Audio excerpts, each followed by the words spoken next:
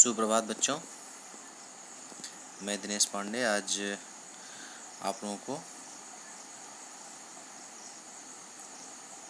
अशोक के फूल जो कि एक ललित निबंध है और हजारी प्रसाद द्विवेदी द्वारा लिखा गया है, इसमें से कुछ अंश आप लोगों के सामने उद्धृत है स्क्रीन पर। आइए देखते हैं। भरहुत सांची मथुरा आदि में प्राप्त यक्षिणी मूर्तियों की गठन और बनावट देखने से यह स्पष्ट हो जाता है कि ये जातियां पहाड़ी थी। बच्चों, जो भरहुत का स्तूप है, सांची का स्तूप है, या मथुरा में जो मंदिर हैं, मंदिरों में जो उत्कीर्ण जो चित्र हैं, उन चित्रों को देखने से स्पष्ट हो जाता है कि मतलब जो यक्ष यक्षिणी के जो चित्र हैं, उन यक्ष यक्षिणी के चित्रों के गठन को देख करके, उनकी बनावट को देख करके ये पता चल जाता है कि वास्तव में ये जातियाँ कैसी थीं, पहाड़ी जातियाँ थीं। हिमालय का प्रदेश ऐसा माना जाता है कि जो आज भी मानते हैं कि देवता लोग जो है हिमालय पर ही रहते थे, पहाड़ों पर ही विद्यमान रहते थे। तो प्राचीन काल में भी जो है जो देवताओं की उपजातियाँ होती थी वो भी हिमालय क्षेत्र में ही निवास करती थी, है ना। हिमालय का प्रदेश ही जो है गंधर्व, यक्ष और अप्सराओं की निवास भूमि माना जाता है। इनका समाज जो है संभवतः उस स्तर पर था जिसे आजकल के पंडित पुनालुवन सोसाइटी कहते हैं, मतलब आदिम समाज, उससे भी अधिक आदिम, एक शुरुआती स्टार्टिंग जहाँ से हुआ था उसको कह सकते हैं, आदि समाज कह सकते हैं पुनालुवन सोसाइटी को। तो हैं, ये उस समय की बात है जब जो है ये समाज जो यक्ष हैं, गंधर्व हैं, अप्सराएं हैं, ये उस समय के थे जिसे हम आज के दौर में हम पुनालुवन सोसाइटी कह सकते हैं, या कह सकते हैं कि एकदम आदि समय की आदि मानव कह सकते हैं, आदिम समाज के से भी पहले की जो लोग थे उन्हें कह सकते हैं। परंतु वे नाच गान में कुशल थे, हैं, नाचना गाना जानते थे, कुशलता प्राप्त थी उसमें। यक्ष तो धनी भी माने जाते थे, बहुत धनी होते थे। वे लोग बानरों और भालुओं की भांति कृषि पूर्व स्थिति में भी नहीं थे। जैसे बानर और भालू क्या करते थे, खेती का कार्य भी करते थे, तो यक्ष जो थे वो खेती बाड़ी का कार्य नहीं करते थे। और ना ही राक्षस और असुरों की भांति वे व्यापार और वाणिज्य में ही कोई जो है अपना कार्य करते थे। ना तो व्यापार और वाणिज्य में ही संलिप्त थे, व्यापार और वाणिज्य का कोई कार्य करते थे, और ना ही जो है वो कृषि का कार्य करते थे, है ना। लेकिन फिर भी यक्ष क्या थे, बहुत धनी माने जाते थे। वे जो है असुरों की भांति, हाँ, व्यापार और वाणिज्य में भी स्थिति उनकी नहीं थी। वे मणियों और रत्नों का संधान जानते थे, वे मणि और रत्नों को खोजना जानते थे। मणि और रत्न ये पृथ्वी में कहाँ हैं, कैसे हैं, है ना, उनका स्थान उन्हें पता था, और वो जानते थे वहाँ से पृथ्वी के नीचे जो है जो गड़ी हुई जो निधियाँ थी, जो खजाने थे, उन खजानों की जानकारी रखते थे, और उन्हें निकाल करके ही वहाँ से जो उसे प्राप्त करके वो अनायास ही क्या हो जाते थे, धनी हो जाते थे। अच्छा, उनके धनवान हो जाने के कारण जो है संभवतः इसी कारण उन लोगों में, यक्षों में जो है विलासिता भी बहुत अधिक थी, है ना। इतने अधिक धनवान होने के कारण जो है वो विलासी भी बहुत अधिक हो गए थे, यही कारण हो सकता है। परवर्ती काल मतलब उसके बाद का जो समय आया, यह भी बहुत, परवर्ती काल में भी यह बहुत सुखी जाति मानी जाती थी। बाद का जो दौर आया, उस बाद के दौर में भी ये जातियाँ बहुत सुखी थीं। यक्ष और गंधर्व एक ही श्रेणी के थे, परंतु आर्थिक स्थिति दोनों की थोड़ी भिन्न थी। मतलब यक्ष और गंधर्व ये दोनों देवताओं की उपजातियाँ थीं, और दोनों ही एक ही श्रेणी के माने जाते थे, लेकिन अगर आर्थिक स्थिति देखें तो आर्थिक स्थिति दोनों की थोड़ी थोड़ी भिन्न थी।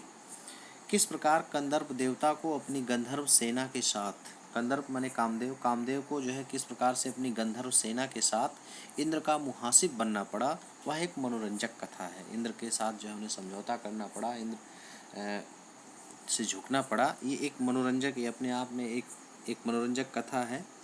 परंतु यह सब यहाँ ये सब पुरानी बातें हैं, यहाँ इसको बताने का, रटने का कोई मतलब नहीं है, कोई फ़ायदा नहीं है। प्रकृति यह है कि बहुत पुराने ज़माने में, है ना, आर्य लोगों को अनेक जातियों से निपटना पड़ा था। मतलब आर्यों का अनेक जातियों से संघर्ष हुआ, अनेक जातियों से आर्यों को लड़ना पड़ा, संघर्ष हुआ। जो गर्वीली जातियाँ थीं, जो हार मानने को बिल्कुल तैयार नहीं थी, है ना, जो गर्वीली जातियाँ थीं वो बिल्कुल हार नहीं मानना चाहती थी। परवर्ती जो हमारा साहित्य है, जो बाद का जो साहित्य आया, उस बाद के साहित्य में उनका स्मरण, उन गर्वीली जातियों का जो है स्मरण, या उन गर्वीली जातियों के बारे में कहा गया है कि वे उन जाति जो है उनके साथ घृणा किया गया, है ना। जो गर्वीली जातियां थी उनके साथ घृणा का भाव रखा गया, लेकिन जो सहज ही मित्र बन गई उनके प्रति अवज्ञा और उपेक्षा का भाव नहीं रहा। जो आर्यों के साथ जो है जो गर्वीली जातियां थी उनका स्मरण जो है घृणा के साथ किया गया, लेकिन जो सहज ही मित्र बन गई, सहज ही मित्र बन जाने के कारण जो है उनके प्रति ना तो अवज्ञा का कोई भाव था, ना ही उपेक्षा का कोई भाव रहा। असुर, राक्षस, दानव और दैत्य पहली श्रेणी में, यक्ष, गंधर्व, किन्नर, सिद्ध, विद्याधर, वानर, भालू ये सब दूसरी श्रेणी में आते हैं, है ना। ये दो कैटेगरियाँ बनी कि जिसमें जो है असुर हो गए, राक्षस हो गए, दैत्य हो गए, दानव हो गए, ये इनको एक श्रेणी में रखा गया, और जो यक्ष थे, गंधर्व थे, किन्नर थे, सिद्ध थे, विद्याधर थे, वानर, भालू ये सब दूसरी श्रेणी में रखे गए। तो जो असुरों की जो श्रेणी थी, राक्षसों की जो श्रेणी थी वो गर्वीली श्रेणी थी, और जो इधर जो मित्र बने ये सब क्या थे, गंधर्व थे, यक्ष थे। परवर्ती हिंदू समाज इनको बहुत बड़ी अद्भुत शक्तियों का आश्रय मानता है। सब में देवता बुद्धि का पोषण करता है ना। ऐसा माना जाता था जो है कि देवता ही सब में जो है बुद्धि, सबको बुद्धि प्रदान करता था, बुद्धि का पोषण करता था। अशोक वृक्ष की पूजा भी इन्हीं गंधर्वों और यक्षों की ही देन है। आज जो मतलब उस समय जो है हजारी प्रसाद द्विवेदी जी कहते हैं कि जो अशोक वृक्ष की जो पूजा होनी प्रारंभ हुई, वो अशोक वृक्ष की पूजा भी इन्हीं गंधर्वों और यक्षों की ही देन है। प्राचीन साहित्य में इस वृक्ष की पूजा के उत्सव का एक बहुत ही मनोरंजन, बहुत ही सरस वर्णन प्राप्त होता है ना। असल में पूजा जो है अशोक की नहीं होती थी, बल्कि उसके अधिष्ठाता, उसके प्रतिष्ठापक गंधर्व देवता की होती थी, कामदेव की पूजा होती थी। गंधर्व की पूजा नहीं होती थी, बल्कि किसकी पूजा होती थी, कामदेव की पूजा होती थी, है ना। पूजा जो है अशोक की नहीं होती थी, बल्कि किसकी होती थी, गंधर्व देवता की होती थी, कामदेव की होती थी। इसे जो है मदनोत्सव भी नाम दिया गया, इसे मदनोत्सव कहा जाता था। मदन माने कामदेव, कामदेव का उत्सव मदनोत्सव, है ना। महाराजा भोज के सरस्वती कंठाभरण से जान पड़ता है, महाराजा भोज द्वारा लिखा जो है ये सरस्वती कंठाभरण नाम का जो पुस्तक है, इससे ये पता चलता है कि यह उत्सव त्रयोदशी के दिन होता था। किस दिन? त्रयोदशी के दिन होता था। और मालविका, अग्निमित्रम और रत्नावली में इस उत्सव का बड़ा ही मनोहर वर्णन प्राप्त होता है। मालविका, अग्निमित्रम और रत्नावली ये दो पुस्तक जो कालिदास के द्वारा लिखा गया है, रचा है। मालविका, अग्निमित्रम और रत्नावली में जो है इस पुष्प का एक बड़ा ही मनोहर वर्णन प्राप्त होता है। जब मैं अशोक के लाल स्तवकों को देखता हूँ तो वह मुझे पुराना वातावरण प्रत्यक्ष दिखाई दे जाता है। ये शब्द जो है हजारी प्रसाद द्विवेदी के हैं। उन्होंने कहा कि जब भी मैं अशोक के उन लाल स्तवकों को देखता हूँ, लाल गुच्छों को जब भी मैं देखता हूँ, तो मुझे जो है अशोक का वह पुराना दिन, अशोक का वह पुराना वातावरण मुझे प्रत्यक्ष दिखाई दे जाता है। मुझे याद आता है जब राजघराने में साधारणतः रानी ही, है ना, अपने सनुपुर चरणों के आघात से इस रहस्यमयी वृक्ष को पुष्पित किया करती थी, है ना। अपने जो है सनुपुर मतलब पायल युक्त जो है चरणों के आघात से, मृदुल आघात से मंद मंद चोट करके इस रहस्यमयी वृक्ष को पुष्पित करती थी। जब वो चोट करती थी उसके निचले भाग पर, जब वो अपने पैरों से मंद मंद प्रहार करती थी, तो ये पुष्प क्या होता था, ये वृक्ष पुष्पित हो जाता था। कभी कभी रानी अपने स्थान पर किसी अन्य सुंदरी को भी नियुक्त कर दिया करती थी, ये भी प्रथा थी। रानी मान लो अगर नहीं पहुंच पा रही है, पूजा में नहीं बैठ पा रही है, तो दूसरे किसी अन्य को भी वो अपने जो है किसी अन्य सुंदरी की भी नियुक्ति करके वो कर देती थी कि वो जा कर के उनके स्थान पर पूजा कर देती थी। पूजा का विधि विधान कुछ इस प्रकार से था कि कोमल हाथों में अशोक पल्लवों का कोमलतर गुच्छ, है ना, उनके कोमल हाथों में जो है अशोक पल्लवों का, अशोक के पल्लव का, उन पुष्पों का जो है गुच्छ होता था। अलक्तक से रंजित, अलक्तक माने वही जो लाल मेहावर होता है, उसे रंजित माने रंगा हुआ। नुपुरमय चरण, नुपुरमय चरण मतलब पायल से युक्त उनके चरण जिसमें लाल लाल मेहावर लगे हुए हैं, कि मृद आघात से अशोक का पाद देश आहत हुआ। जब उसके सुंदरियां जो है पैरों में मेहावर लगाकर और नुपुर पहने हुए, पायल पहने हुए, जब अपने पैरों के मृद आघात से चोट करती थीं, अशोक के निचले भाग पर जब वो जड़ वाले भाग पर जब मंद मंद उस पर चोट करती थी, तो नीचे हल्की रुंझुन, तो उनकी जो पायल होती थी, उनकी जो नुपुर होती थी, वो उसमें जो घुंघरू होते थे वो बजते थे। नीचे हल्की रुंझुन होती थी, हल्की आवाज़, पायल की आवाज़ होती थी, घुंघरू की आवाज़ होती थी, और ऊपर जो है फूलों का उल्लास। ये बड़ा ही मनोरंजक कथा है, या कहें कि पूजा का ये बड़ा ही मनोरंजक विधान है कि इस प्रकार से इतना रहस्यमयी ये वृक्ष होता था कि जैसे ही सुंदरियां पैरों की आहट करती थी, पैरों से मंद मंद उस पर प्रहार करती थी, तो जो है पुष्प क्या होता था, वृक्ष जो है पुष्प से भर जाता था, खिल उठता था। आगे देखते हैं।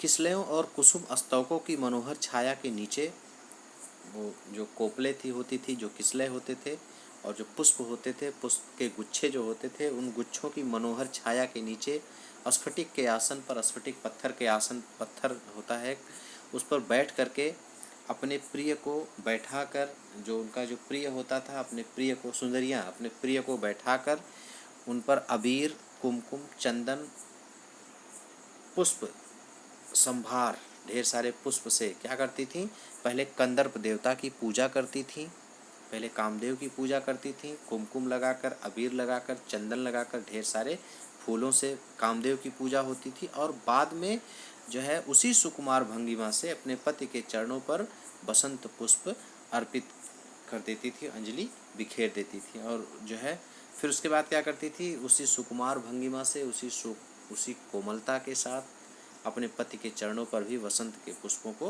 बिखेर देती थी। सचमुच इस उत्सव को बड़ा ही मैं मादक मानता हूँ। ये वास्तव में इस पुष्प में बड़ी मादकता थी, है ना। कहते हैं दुनिया बड़ी भुलक्कड़ है, केवल उतना ही याद रखती है जितने से उसका स्वार्थ सधता है, बाकी को फेंक कर आगे बढ़ जाती है। शायद अशोक से उसका स्वार्थ नहीं सधा, क्यों उसे वह याद रखती है। सारा संसार स्वार्थ का अखाड़ा ही तो है। सच है, कहते हैं दुनिया बड़ी भुलक्कड़ है। वास्तव में अशोक की वो मादकता, अशोक के पुष्प की वो मादकता, और जैसा जो है जिस प्रकार से वह पुष्प खिलता था, और सुंदर स्त्रियां, राजघराने की स्त्रियां जिस प्रकार से मदनोत्सव करती थीं, जिसका वर्णन कालिदास के मालविका अग्निमित्रम में भी है, सरस्वती कंठाभरण में भी जिसका वर्णन किया गया है, तो वास्तव में अपने आप में एक रहस्यमयी पुष्प था और बहुत कुछ को अपने अंदर समेटे हुआ था, है ना। केवल तो दुनिया को हजारी प्रसाद द्विवेदी जी कहते हैं कि दुनिया बड़ी भुलक्कड़ है। वास्तव में सही है कि दुनिया बड़ी भुलक्कड़ है, केवल उतना ही याद रखती है जितने से उसका स्वार्थ सधता है। इंसान जो है केवल उतना ही याद रखता है जितने से उसका स्वार्थ होता है। जिससे उसका स्वार्थ नहीं होता, वो उन चीज़ों को भूल जाता है और उसे छोड़ करके आगे बढ़ जाता है। शायद अशोक से उनका कोई स्वार्थ नहीं रहा। जब तक स्वार्थ था तब तक तो अशोक को याद किया गया। बाद में हो सकता है कि अशोक से उनका कोई स्वार्थ ना रहा हो, इसलिए स्वार्थ ना होने की स्थिति में उसे भला कौन याद रखता, उसे क्यों याद रखता। ये सारा संसार जो है, सारा संसार ही स्वार्थ का अखाड़ा है। पूरे संसार की उन्होंने बात की कि पूरा संसार ही क्या है, स्वार्थ का अखाड़ा है। सभी लोग स्वार्थी हैं, और जो है जिससे जिसका स्वार्थ होता है तो स्वार्थ बस ही लोग उसे याद करते हैं, बाकी सारी चीज़ों को भूल करके अपनी लाइफ में, ज़िंदगी में आगे बढ़ जाते हैं। शायद अशोक से किसी का कोई स्वार्थ नहीं रहा, इसलिए अशोक को लोग भूल गए।